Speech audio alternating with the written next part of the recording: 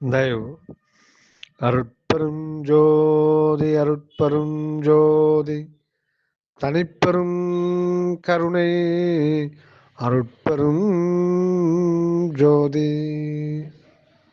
அன்பு வடிவம் தயவு திரு யுவராஜ் சித்தையன் ஐயா அவர்களுக்கு அன்பான வணக்கத்தை பணிவோடு தெரிவித்துக் கொள்கின்றேன்.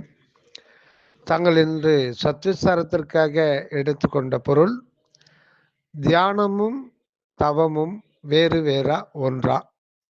அதாவது உள்ளொளி தியானம் என்பதும் தவமும் வேறு வேறா அப்படின்னு கேட்டு மேலே ஒரு வீடியோ பதிவை அனுப்பிச்சிருக்கீங்க.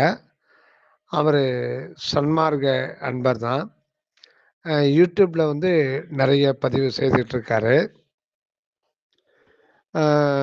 தவம் வேறு அல்ல, தியானம் வேறு அல்ல. அதாவது சப்திசாரம் வேறு அல்ல. எப்படி சொல்றதுன்னா, தியானம் தவம் அல்லது உள்ளொளி தியானம். தியானம்னாலே உள்ளொளியை பற்றி தெரிஞ்சுக்கிறது தான். அதில் வெவ்வேறு தியான முறைகள்லாம் ஒன்றும் கிடையாது. நிறைய தியான முறைகள் அப்படின்லாம் சொல்லுவாங்க, அதெல்லாம் தவறு. அப்படிலாம் தியானம்னாலே நம்முடைய மூல நிலையை அறிந்து கொள்வது தான். அது வெவ்வேறு தியானம். இவங்க ஒரு மாதிரி தியானம் சொல்கிறாங்க, அவங்க ஒரு மாதிரி தியானம் சொல்கிறாங்க, இவங்க சொல்கிறது வேறு மாதிரி மெத்தட் இருக்குது. அப்படின்றதெல்லாம் நம்முடைய அபக்குவ நிலையத்தான் குறிக்குதே தவிர, மெய்ஞானிகள் காட்டி கொடுத்தது ஒரே மாதிரி தான். அது தன்னை அறிதல். அந்த தன்னை அறிதலுக்கு அந்த வழியில் புரோக்கரை பிடிக்கக்கூடாது. புரோக்கர்னா இப்போ குண்டலினி தவம், இது ஆசன வாழ்க்கை மேலே இருக்கிற முதுகு தண்டுவிடத்தில் அந்த குண்டலினி சக்தி இருக்கிறதாவும், அந்த சக்தியை மேலே எழுப்பி 6 ஆதாரங்கள் கடந்து புருவ மத்தியில் அது தீட்சையெல்லாம் கொடுப்பாங்க. சுத்த சன்மார்க்கத்து இது ஒரு வகையான இதுவும் ஒரு தியானம் அப்படின்னு சொல்கிறாங்க. இது சுத்த சன்மார்க்கத்துக்கு முற்றிலும் முரண்பாடானது. இதுதான் வள்ளல் பெருமான் சுத்த சன்மார்க்கத்தின் முக்கிய தடைகளாகிய சமயங்கள் மதங்கள். இந்த சமயங்கள் மதங்கள் இத்தனை விரல் விட்டு எண்ணிடலாம். ஆனால் அப்புறம் மார்க்கங்கள் அப்படின்னு சொல்கிறார். இந்த மார்க்கங்களில் எண்ணவே முடியாது. இப்போவும் ஒருத்தர் வருவார், நான் தான் கடவுள்ன்றாரு, நான் சொல்கிற மார்க்கம் தான் ரொம்ப சயின்டிஃபிக்காக இருக்கும், மெய்ஞானமும் கலந்ததுன்னு சொல்லிட்டு அவர் புதிய புதிய வார்த்தைகள்லாம் வியக்கும்படியாக தொகுத்து கொடுக்கும்போது மக்கள் அதை பார்த்து ஒரு அதிசயப்பட்டு ஆச்சரியப்பட்டு மிரண்டு போய் ஆஹா ஓஹோன்னு சொல்லிட்டு அவரை ஃபாலோ பண்ண ஆரம்பிச்சிருவாங்க. அவர் ஒரு மார்க்கத்தை சொல்லுவார். அது ஏற்கனவே திருமூலருடைய ஔவையாருடையது, மணிவாசக பெருமானது, அருணகிரிநாத பெருமான், இவங்களுடைய நூல்களை படித்தாலே நமக்கு தெரியும். எல்லாத்துக்கும் மேலே சமய மத யோக மற்றும் அனந்த மார்க்கங்களில் சொல்லப்படுகிறதெல்லாம் தாண்டி எந்த ஒரு இடைத்தரகர்கள் இல்லாமலே நாம் சிற்றபையில் தொடர்பு கொள்ள வேண்டும். சிற்றபையில் தொடர்பு தான் உண்மையான ஒரு தியானம். இது சரவணந்த சுவாமி அகநிலை. இந்த அகநிலையை அறியணும். அதுக்கு ஒரே ஒரு நேரடியான வழிகாட்டுதல் திருவருட்பால் தான் இருக்குதே தவிர வேறு எதுலேயுமே கிடையாது. ஆனால் இன்னைக்கு வள்ளலாருடைய ஃபோட்டோவை மாட்டிக்கிட்டு ஆளாளுக்கு ஒரு இது வள்ளலார் சொன்னது தான், குண்டலிப்பால் வேண்டுகின்றேன் வெண்ணிலாவே, அந்த குண்டலிப்பால் என்ன கண்டா வெண்ணிலான்னு சொல்லியிருக்காரு. வள்ளலார் சொன்னது குண்டலினி தவம் தான். அப்படி பேசிப்பாங்க, எகான ஒரு வார்த்தையை பிடிச்சிப்பாங்க.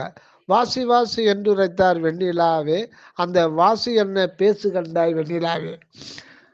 வள்ளலார் சொன்னது வாசி யோகம்தான், வேற ஒன்றும் இல்லை அப்படின்ட்டு வள்ளலார் ஃபோட்டோ மாட்டிக்கிட்டு ஒவ்வொரு பதிவுலையும் ஒவ்வொரு யோக முறைகளை இன்னைக்கு யூடியூப்பில் கொடுக்குறாங்க.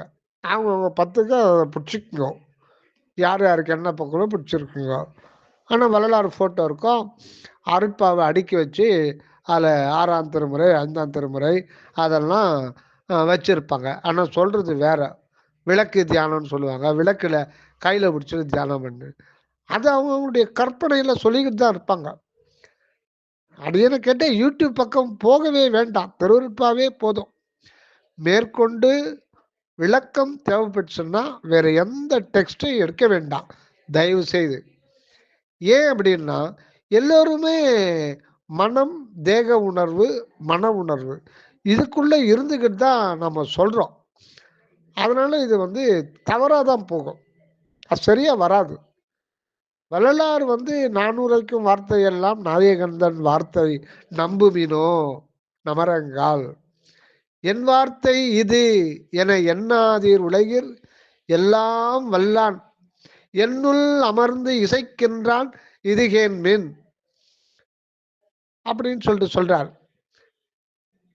என்னுரை தன்னுரை என் செயல் தன் செயல் அப்படின்னு இறைவனே சொல்றார்.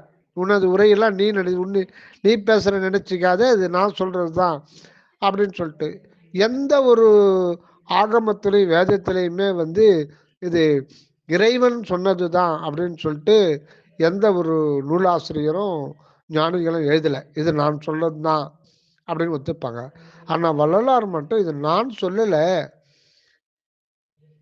சொல்லலை, இது வந்து அற்பெருஞ்சோதி ஆண்டவர் சொன்னதுதான் திருவருட்பா. திருவருட்பா அருளால் பாடப்பட்டது அப்படின்றார். அதுக்கு நான் ஒரு கருவியாக இருந்தேன் அப்படின்னு சொல்றார். அதே மாதிரி அந்த அருட்பாவுக்கு விளக்கம் வேணும்னா அது வந்து நிறைய பேர் எழுதுறாங்க. எல்லாம் வந்து ஒரு தொகுப்பு, ஒரு ஆய்வு, மன ஆய்வு தான். தேக உணர்வில் இருந்துக்கிட்டு மன ஆய்வில் அது ஒரு கலை அறிவு. அது வந்து அந்த நேரத்துக்கு நல்லா இருக்கும். மனது திருப்தியாக இருக்கும், அமைதியாக இருக்கும். மனதை திருப்திப்படுத்தவோ மன அமைதிக்கோ வந்ததில்லை சுத்த சன்மார்க்கம். சுத்த சன்மார்க்கத்தை பற்றி தெரிஞ்சுக்கணும், வள்ளலாருடைய நிலை தெரிஞ்சுக்கணும் அப்படின்னா திண்டுக்கல் சுவாமி சரவானந்தா அவர்களுடைய நூல்களை மட்டும் வாசிங்க.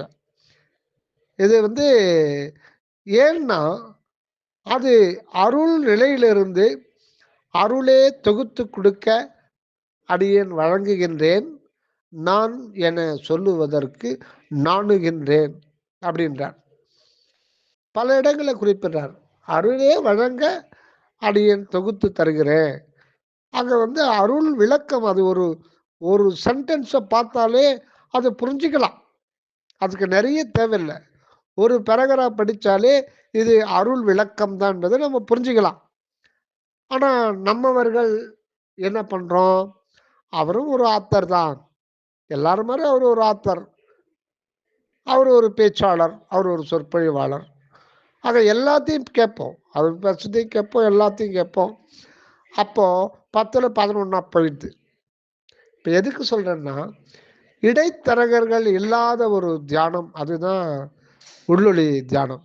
யாருடைய துணையும் தேவையில்லை. குண்டலினி துணையோ இல்லை வாசி கட்டுப்படுத்துறது. சில பேர் தியான முறை மூச்சை கவனிங்க, அது ஒரு தியான முறை. அப்புறம் வந்து எண்ண ஓட்டத்தை கவனிங்க, மனம் அடங்கிடும். மனம் அடங்கினா நமக்கு மெய்ப்பொருள் உணர்வு கூடும். ஆக இப்படியெல்லாம் வந்து சுவாசத்தை கவனிங்க, குண்டலினியை மேலே ஏற்றுங்க, விளக்கு தியானம் பண்ணுங்க. இப்படி பல பேர் பலவிதமாக சொல்கிற. எதுக்கு சொல்கிறாங்கன்னா அது ஒரு பதிவு போடணும், அவ்வளோதான். அதை கருத்தை சொல்கிறாங்க. இன்னொன்று நீங்கள் சொல்லி இருக்கிற அந்த சன்மார்க்க அன்பர் வந்து சுத்த பிரணவ ஞான தேகம் அப்படின்னு வள்ளல் பெருமான் சொல்லியிருக்காரு. சுத்த பிரணவ ஞான தேகம். இப்போ நம்ம எல்லோரும் நம்ம என்ன நினச்சிக்கிறது, அப்போ முதல்ல சுத்த தேகம் தான் வருது, அப்புறம் பிரணவ தேகம் வருது, அப்புறம் ஞான தேகம் வருது.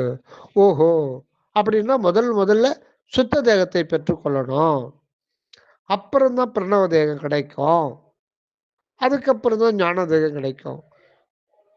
இப்படி தான் வந்து 100க்கு 99 பேர் அப்படி தான் நினைக்கிறாங்க, அப்படி தான் சொல்கிறாங்க. சொல்கிறத விட அடித்து சொல்கிறாங்க. இப்படி தான் சுத்த தேகத்தை முதல்ல பெற்றுக்கொள்ளணும்.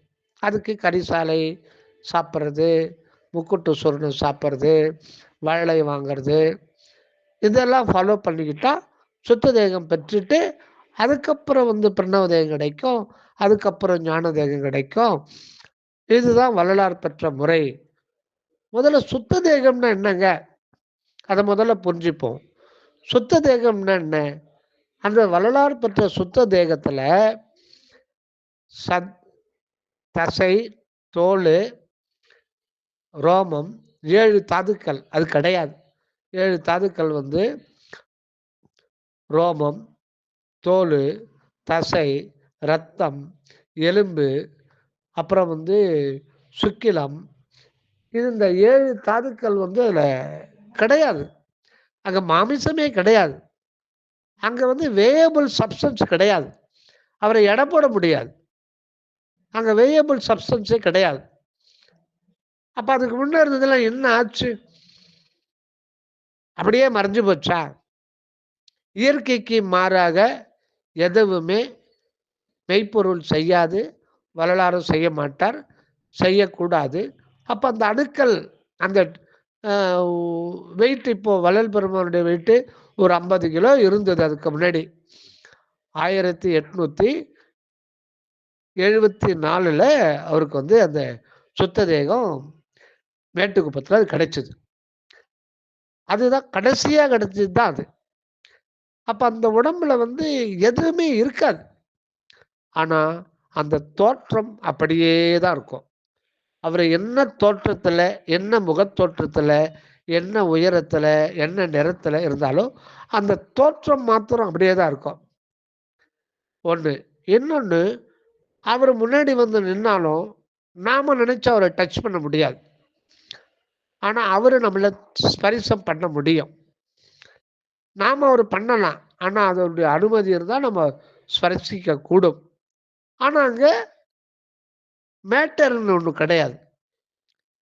அங்கே இந்த மண் தத்துவம், அதனாலான 7 தாதுக்கள் எதுவும் கிடையாது. அங்கே மூளை, சிறுமூளை, பெருமூளை, இரத்தம், இதயம், நுரையீரல், சிறுகுடல், பெருங்குடல், மலப்பை, மூத்திரப்பை, இதெல்லாம் எதுவுமே அங்கே கிடையாது.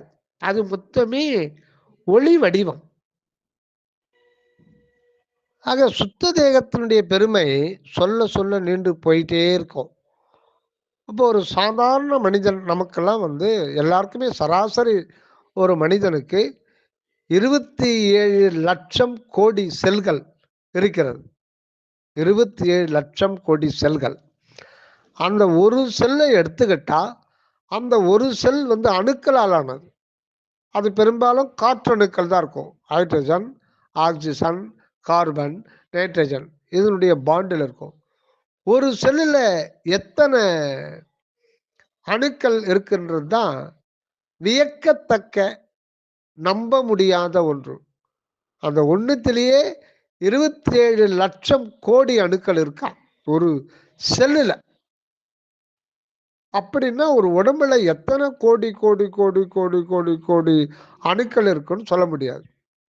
சரி, இந்த அணுக்கள் அல்லது அணுக்கள் ஒரு செல், 27 லட்சம் கோடி செல்கள் வரலாறுக்கு என்னாச்சு? அது அப்படியே சூன்யமாயிடுச்சா? அப்படி ஆக முடியாது. அப்போ அதனுடைய கதி என்ன?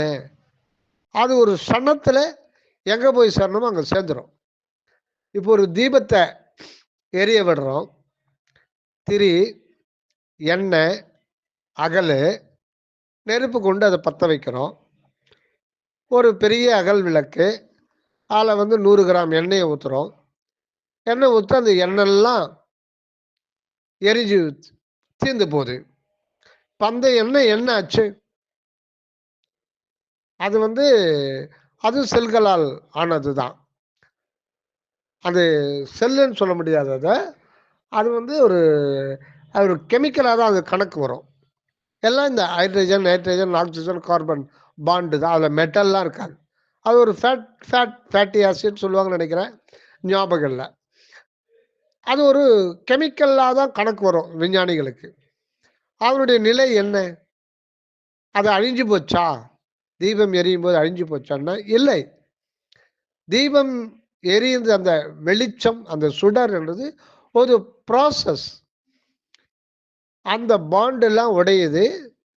அது உடைகின்ற பொழுது இந்த தீயினால தொடர்ந்து ஆக்சிஜனை உட்கொண்டு ஆக்சிஜன் உதவியால அதனுடைய பாண்டு மொத்தம் தனித்தனியா உடைஞ்சு ஹைட்ரஜன், கார்பன், ஆக்சிஜன் எல்லாம், நைட்ரஜன் எல்லாமே தனித்தனியா பிரிஞ்சு காற்று மண்டலத்துல கலந்துருமே ஒழிய எந்த ஒரு அணுவையும் ஆக்கவும் முடியாது, அழிக்கவும் முடியாது.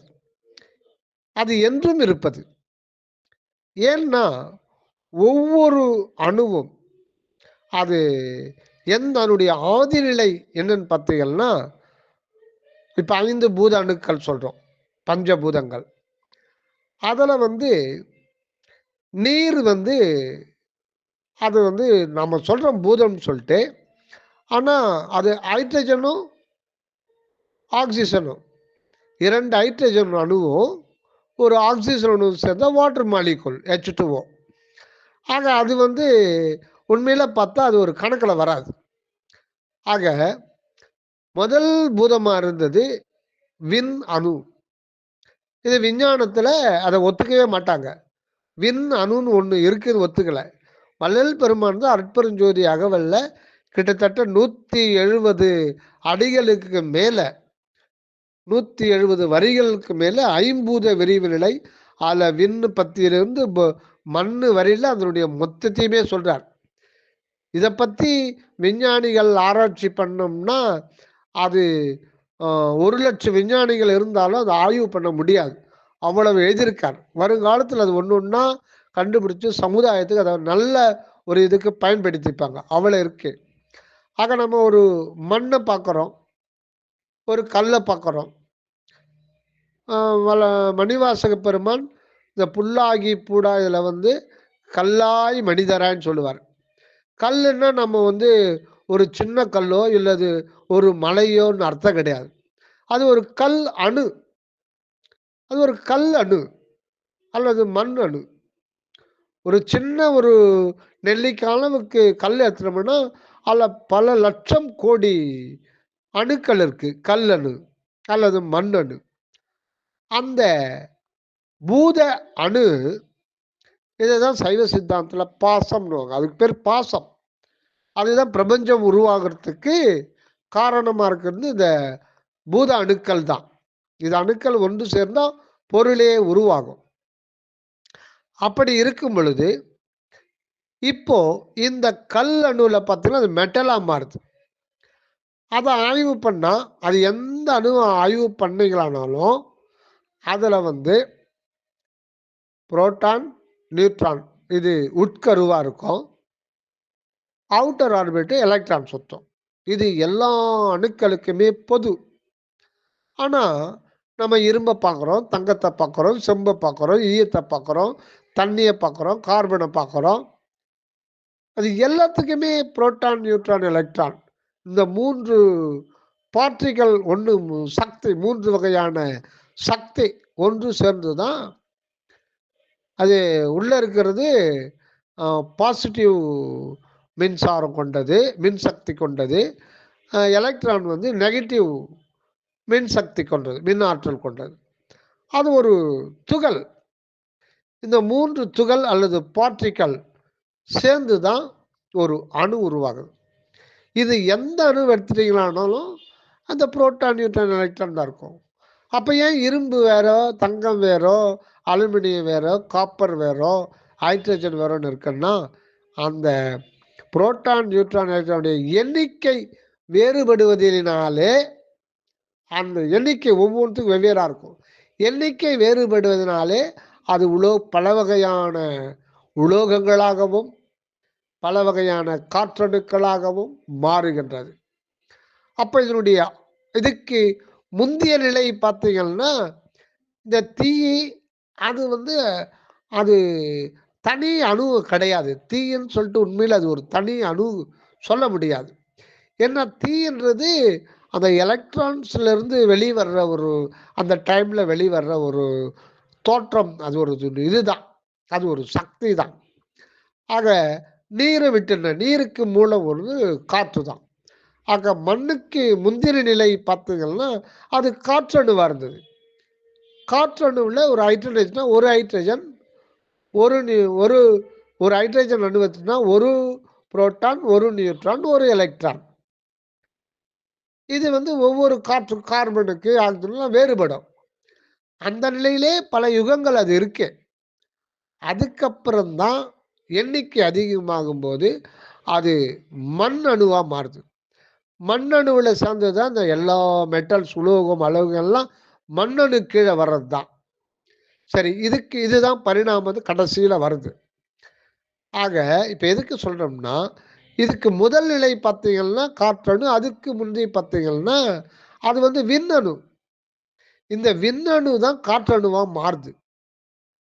ஆனா ஆகாயம் அனாதின்னு வர வள்ளல் பெருமான், அதோடு காற்றும் அனாதி. ஆனா இப்போ ஹைட்ரஜன் அணு வச்சுன்னா புரோட்டான் நியூட்ரான் எலக்ட்ரான் அது பகிரங்கமா வெளிப்படுது. ஆனா இந்த பிரபஞ்சம் வெளிப்படுறதுக்கு முன்னாடி அனாதியாகவே ஆகாயமும் அதோடு அத்துவிதமாக காற்றும் இருந்தது. ஆனா அது வந்து அது அதிசூக்கும நிலையில தான் இருந்தது என்றாரு சரவண சாமி. அதிசூக்கும நிலையில தான் அது இருந்ததே தவிர அது ஹைட்ரஜனாகவோ கார்பனாகவோ நைட்ரஜனாகவோ அது வரல. அது அந்த ஒரு இதுக்கு முன்னாடி நிலையில அது இருந்தது. அப்ப அதுக்கும் முன்னாடி இருக்கிறது எதுன்னா விண்ணணு தான். அப்ப விண்ணணுல வந்து புரோட்டான் நியூட்ரான் எலக்ட்ரான் இருக்கான்னா இல்ல. ஆனா அதுல இருந்து தான் வந்தது. அப்ப விண்ணணுல இருந்து அந்த விண்ணணுல இருந்து சதா எலக்ட்ரோ மேக்னெட்டிக் வேவ்ஸ் சதா வெளியில வந்துகிட்டே இருக்கா. இந்த ரகசியத்தெல்லாம் அற்புதஞ்சோதி அகவல்ல இருக்கு. ஆனா நமக்கு புரியாது. ஏன்னா அது அருளால் பாடப்பட்டது. அதுக்கு விளக்கம் அருள் நிலையில இருக்கிறவங்க தான் அதுக்கு விளக்கம் சொல்ல முடியும். அந்த அருள் நிலையில இருக்கிறது தான் சுவாமி சர்வானந்தா அவர்கள். அந்த ஒவ்வொரு விண்ணணுவிலையும் இயற்கையாகவே அனாதி காலமாகவே அதில் இருந்து எலக்ட்ரோ மேக்னெட்டிக் ஃபீல்டை சுற்றி இருக்கும். அது சதா அதனுடைய ஒளி சுடர் வந்துக்கிட்டே இருக்கும். அது எங்கேருந்து வருதோ அதுக்கு சக்தி எங்கேருந்து வருது, அதுதான் முக்கியம். அதுதான் என்ன சொல்றாருன்னா, அந்த ஒவ்வொரு விண்ணணுக்கு உள்ளவும் அருட்பெரும் ஜோதி ஆண்டவர் பரிபூரணமா இருக்கார். எறும்புக்குள்ள எப்படி இருக்காரோ, வள்ளலாருக்குள்ள எப்படி இருக்காரோ, பாமரனுக்குள்ள எப்படி இருக்காரோ, அதே இதுதான் அந்த விண் அணுனுடைய ஆதிநிலை. அதனுடைய அதுக்கு மூல காரணமா அருட்பெருஞ்சோதியான் இருக்கிறது தான். அதுதான் அருட்பெருஞ்சோதி நடராஜ பெருமான். இதுதான் வந்து நம்மால வந்து நம்ப முடியாத ஒரு இது. ஏன்னா ஒரு கடுகளவு ஸ்பேஸ் அதில் வந்து பல கோடிக்கணக்கான விண்ணணுக்கள் இருக்கு. அந்த ஒவ்வொரு விண்ணணுவும் அந்த மண்ணணு நிலைக்கு வர்றதுக்கு அது பல கோடி கோடி யுகங்கள் கடந்து தான் மண் அணுவா வருது. அதை தான் கல்லுன்றார். கல்லாகி அதுக்கப்புறம் நடக்கிறது அது ஒரு பெரிய இது வருது. அதுக்கப்புறம் தான் அந்த சூழல் விலகி ஒரு பெரிய பௌதிக உடம்பே அது கிடைக்குது. அதுக்கு சப்போர்ட் பண்ணுறதுக்கு பல மண்ணணுக்களும் காற்றணுக்களும் கூடி அதுக்கு ஒரு தேகமாக அமையுது. எதுக்கு இதை சொல்கிறேன்னா, இது சரவணதாஸ் சாமி விளக்கிறது, ஒவ்வொரு விண்ணணுவும் ஒரு பாசம்ன்ற ஒரு நிலை. அது வந்து பாசம், அது ஜடம் தான். ஆனால் அந்த பாசம் ஆகிய அந்த ஜடம் கூட கடவுள் தான் அதுவாக இருக்கிறார். அது பாசம். பாசம் என்பது ஜடம். அதுக்கு வந்து அது இருப்பதை அது உணராது, உணர்த்தினாலும் உணர முடியாது. ஆனால் ஆன்மா அப்படின்றது அது தன்னையே தான் அறிய முடியாது. இறைவன் உணர்த்தினால் உணரும். இது உண்மைதான். அதுக்கு பேரு பசு அப்படின்னு சொல்றாங்க. அதாவது அறிவு தான் அது. ஆனாலும் தன் இருப்பை தானே உணர முடியாது. ஆக இந்த பாசம் ஆகிய விண் பூத அணு எதை பற்றி கொண்டு இருக்க முடியும் என்றால் அது தனியாக இருக்க முடியாது. அது வந்து பசு என்கின்ற ஆன்மாவை பற்றி கொண்டு தான் அது இருக்க முடியும். இல்லைன்னா அது இருக்க முடியாது. சரி, அந்த பசு, சைவ சித்தாந்தம் சொல்றது பசு, சுத்த சன்மார்க்கத்தில் ஆன்மான்றே சொல்றாங்க. அந்த ஆன்மா எதை பற்றி கொண்டு இருக்க முடியும் என்றால் அதற்கு மூலமாக இருக்கிற பதி அதுக்கு உள்ளவே இருக்கிறார். ஆக ஒரு விண்ணணு எடுத்துக்கிட்டாவே அது முதல் நிலை, இடைநிலை, கடைநிலை. கடைநிலையில் தான் அது பூத சக்தி. அதுக்குள்ள போனா உயிர் சக்தி, அந்த ஆன்மா. அதனுடைய ஆன்மாவுக்குள்ள தலை, அதனுடைய முதல் நிலை வந்து அருட்பெருஞ்சோதி ஆண்டவர். இதுதான் உண்மை. அப்ப இதை அழிக்க முடியுமான்னா இது அழிக்க முடியாது. ஆக இந்த பல கோடி கோடி கோடி கோடிக்கான அணுக்கள் சேர்ந்துதான் நமக்கு வந்து தேகமா அமையுது. இப்ப நம்ம விஷயத்துக்கு வருவோம். இப்ப வள்ளலாருக்கு இருந்த அந்த அணுக்கள், அது ஒரு செல்லுல பல லட்சம் கோடி அணுக்கள் சேர்ந்த ஒரு செல்லாகுது. 27 லட்சம் கோடி அணுக்கள் கொண்டது சராசரி மனிதனுக்கு இந்த பௌதிக உடம்பு. இப்போ வள்ளல் பெருமானுக்கு அதெல்லாம் என்னாச்சுன்னா, ஒரு சணத்துல இறைவன் சுத்த தேகத்தை வெளிப்படுத்துகின்ற சணத்துல அதுவும் இந்த பிரபஞ்சத்துல ஒரு சணத்துல கலந்துடும். இதுதான் அவர் அந்த நிலை. அது அது வரவும் இது போகவும் சரியா இருக்கும். அப்போ அந்த விண்ணணுவில் இருந்த முதல்ல இருந்த அது மட்டும்தான் அவருக்கு வந்து ஒண்ணே, அது மட்டும்தான் இருக்கும். இப்ப அது ஒளியுடம்பா அது மாறும். ஆக அதுக்கு பேர் சுத்த பூதம். ஆதியில் இருந்த விண்பூதம் அருவ நிலையில தான் அது இருந்தது. ஆனா இப்ப அது பரிணாமம் அடைந்து எத்தனையோ கோடி பிறவிகள் ஆன பிறகு அந்த சுத்த சன்மார்க்கத்தின் மூலமாக மாத்திரமே அது வந்து இப்போ அந்த பூத சக்தியானது, சுத்த பூத சக்தியானது சுத்த ஒளியுடலா இருக்கும். அதுல மற்ற இதுவரையில இருந்ததெல்லாம் அது சனத்திலே இருந்த இடத்துக்கு அது போயிடும். இந்த நிலை இந்த இந்த சுத்த தேகங்களை எப்ப கிடைக்கும்? இது கிடைச்ச பிறகு, சுத்த தேகம் பெற்றாலே அவங்க வந்து இறக்க மாட்டாங்களே, அவனுக்கு மரணமே கிடையாது. அதுக்கப்புறம் அவங்க பிரணவ தேகத்தை பெறுவதோ, அதுக்கப்புறம் ஞான தேகத்தை பெறுவதோ தேவையில்லையே. ஆனால் உண்மை அப்படி அல்ல. முதலில் வள்ளல் பெருமான் இளம் பிராயத்திலேயே சிற்றபையில் நிலைத்து விடுகிறார். சிற்றபை என்பது ஞான ஆகாச நிலை. அந்த ஞான ஆகாச நிலையில நிலைக்கிறது தான் இறைவனுடைய, அது இறைவனுடைய ஞான தேகமாகவே இருக்குது. அந்த நிலையில இருந்து இருந்து அந்த ஞான ஏகா அநேகா அந்த ஞான தேகா அப்படின்றார். இறைவன் வந்து தனிப்பெரும் கருணை என்கின்ற ஞான தேகத்தையே தன்னுடைய வடிவாக கொண்டவர். இங்க ஞானம் என்பது என்னன்னா அது கடவுளுடைய அறிவு. கடவுளுடைய அறிவு என்பது என்ன? அருள் தான் கடவுளுடைய அறிவு. அவருடைய தன்மையே அவருக்கு அறிவாக இருக்குது. பிரிவு ஏது இனி பிடித்தனம் உனக்கு நம் அறிவே வடிவனும் அருட்பெரும் சிவமே என்றார். நம் அறிவே உனக்கு வடிவு அப்படின்றார். கடவுளுடைய அறிவு என்பது என்னன்னா அருள் அறிவு தான் கடவுள் அறிவு. அதுதான் ஆன்மாவாக விளங்குகின்றது. அதுதான் மனிதனுடைய மூலநிலை. ஆக அந்த அருள் உணர்வு அல்லது அருள் அறிவு அல்லது ஞான ஆகாச வடிவம் அல்லது ஞான தேகம், இது அருவ நிலையில அணுத்துவமா நம் தலைக்கு நடுவில் இருக்குது. அது வந்து அதில் இரண்டரை கலந்த பிறகு அது அனகமா வெளிப்பட்ட பிறகுதான் உயிரில் கலக்குது. உயிர் வடிவத்தில் கலக்கும் போதுதான் அந்த உயிர் அநித்தியத்தன்மை நீங்கி அருட்பிரகாச வடிவம் பெறுகின்றது. அருட்பிரகாச வடிவம் அல்லது பிரணவ தேகமாக அது மாறுகிறது. அதுக்கடுத்த நிலையில தான், முடிவில் தான் வந்து சுத்த தேகமா மாறுது. கடைசி நொடியில் தான் அது மாறுது. ஏன்னா பிரணவ தேகத்தை வந்து அருணகிரிநாதரோட பெற்றிருக்கார். ஓம் அங்கி உருவாகி இருவோரும் ஓரந்த மருவி ஞான மாவிஞ்சை முதுகினேறி ஞாலங்கள் வளமதாட உன் அருள் தாராய். ஓம் அங்கி, அங்கின தேகம். ஓம் அங்கி, ஓம் மய திருவுரு உவப்புடன் அளித்து எனக்கு ஆமயத்தடை தவிர அற்பெரும் ஜோதி. ஓம்மைய ஓமையன்னு சொல்லி வரும் அதுல. அது ஓம்மையன்னா பிரணவ தேகம், அது அருட்பிரகாச வடிவம். அதைத்தான் அருணகிரிநாத பெருமான் சொல்றார். ஓமங்கி உருவாகி இருவோரும். அங்க வந்து 2 பேரும் ஒன்னா இருக்கிறாங்க. முருகப்பெருமானும் அருள் பெருமானும் ஒண்ணுல ஒண்ணு கலந்து அந்த பிரணவ சுரபியா இருக்காங்க, அகர உகரமாக.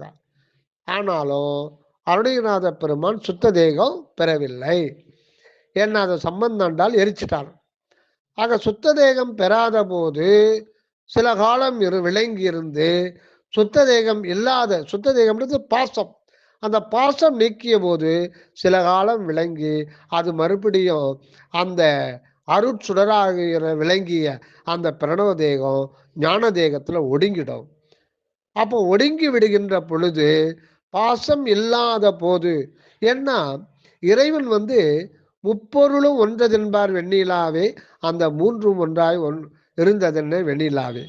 பதி பசு பாசம் இது மூன்றும் இறைவனே தான் இருக்கா. இந்த மூன்றும் கூடி இருக்கும் பொழுதுதான் அனுபவம், சச்சிதானந்த அனுபவம் நிலைத்திருக்க முடியும்.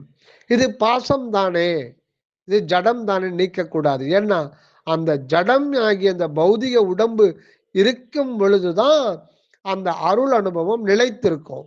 ஆனா அதை சுத்தமாக்கி கொள்ளணும். அனித்திய நிலையை வந்து சுத்த நிலை ஆக்கிக்கணும். அதுக்கு வந்து சிற்றபையில் நிலைத்திருந்து கொண்டு ஞானாகாச சொரூபியாகிய, அதாவது என்னன்னா அருள் உணர்வு நிலை, அதுதான் அருள் ஒளி, உள் ஒளி. அதுதான் இறைவனுக்கு ஞான ஆகாச வடிவமா இருக்கு. அதிலே இரண்டரை கலந்து ஒன்றாகி நிலைத்திருந்த பிறகுதான் அவர் இறைவனே அணகப்படுகிறார். அணகப்படுகின்ற பொழுதுதான் அந்த உயிருள்ள கலக்கிறார். அதுதான் சொல்றார் தேவி உற்று.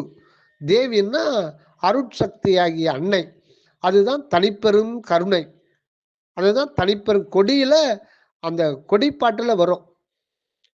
அந்த கொடிப்பாட்டு கொடியில மேல இருக்கிறது கால் பாகம் மஞ்சள் நிறம். மகாமந்திரத்துல 3 அற்பெரும் ஜோதியும் ஒரு தனிப்பெரும் கருணை வருது. அந்த முதல்ல இருக்கிற தனிப்பெரும் கருணை தான் சத்விசார நிலை. அந்த சத்விசார நிலையில நாம் இறைவனோடு இயல்பாகவே அத்துவிதமாக இருத்தலை முதலில் உணர்ந்து நிற்றல் தான் முத்தி என்பது நிலை முன்னொரு சாதனம் அத்தகவென்றேன் அருட்பெரும் ஜோதி. அப்புறம்தான் சித்தி நிலை கிடைக்கும் பொழுதுதான் அந்த ஆண்டவர் உள்ளிருந்து தனது அருள் விளக்கை விரிக்கிறார். அதான் அருள் விளக்கே அருட்சுடரே அருட்ஜோதி சிவமே. அருள் விளக்கு, அருட்சுடர், அருட்ஜோதி. அருள் விளக்கு தான் ஞான தேகமாகவும், அருட்சுடர் தான் பிரணவ தேகமாகவும், அருட்ஜோதி தான் சுத்த தேகமாக விளங்குவதை தான் அருள் விளக்க மாலையில குறிப்பிடுறார். அப்புறம் என்னறிவே என்னுயிரே எனக்கினிய உறவே. என்னறிவே என்றதும் ஞான தேகத்தை தான் குறிக்கிறது. என் உயிரே என்றது பிரணவ தேகத்தை குறியது.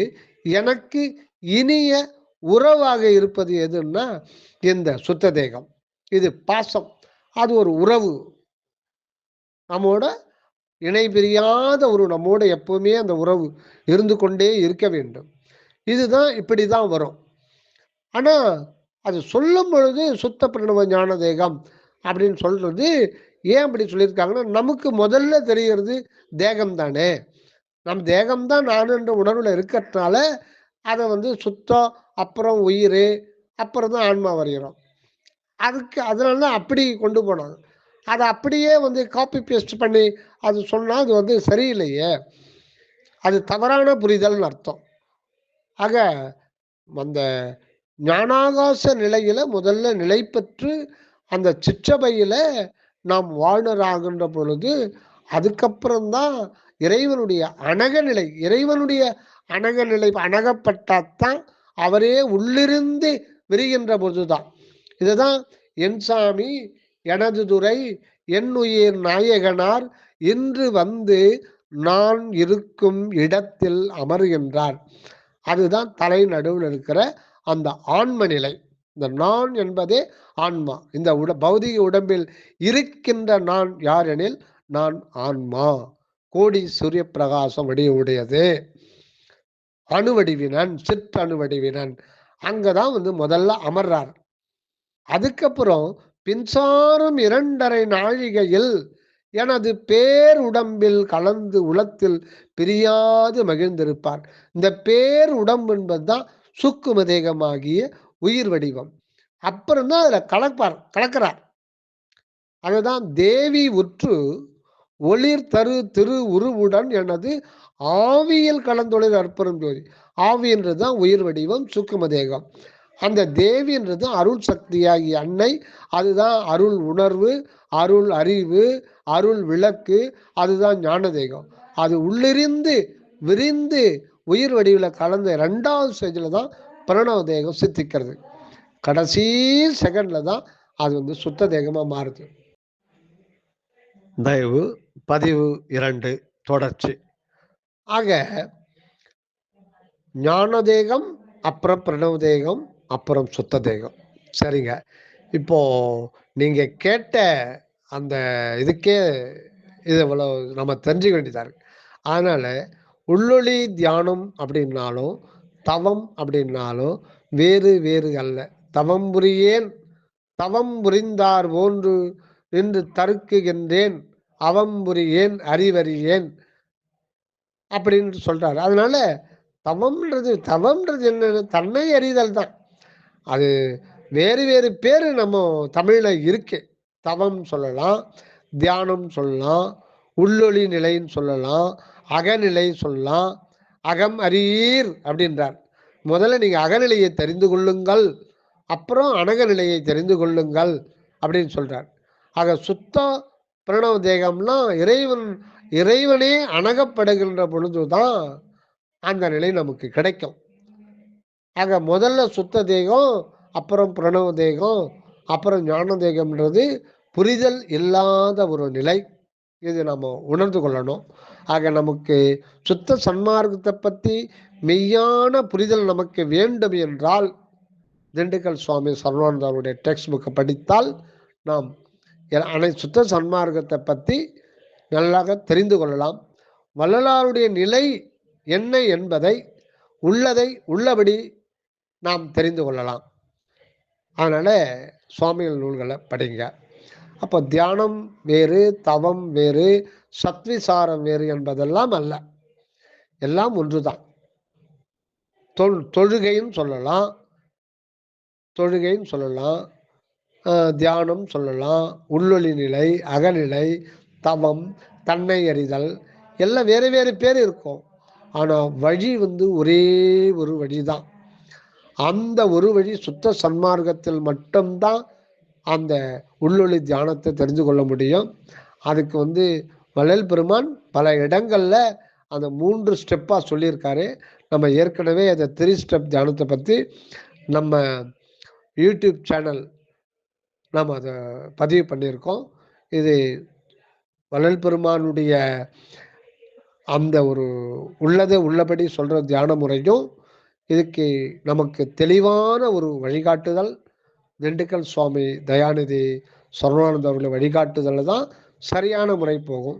இதை நம்புறவங்களுக்கு வாழ்வு உண்டு, நம்பாதவங்களுக்கு யார் யாரோ எதையோ சொல்லிக்கிட்டு அது அடுத்த பரிணாமத்தில் தான் பார்த்துக்கணும், வேற வழி கிடையாது. நன்றி ஐயா. தயவு. வந்தனம்.